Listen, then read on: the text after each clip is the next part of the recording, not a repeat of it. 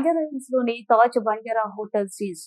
గత 2 ఏళ్లుగా పన్ను చెల్లించకపోవడంతో సీజ్ చేసిన జీహెచ్ఎంసీ అధికారులు. పన్ను చెల్లించాలని పలుమార్లు నోటీసులు ఇచ్చినా స్పందించని హోటల్ యాజమాన్యం.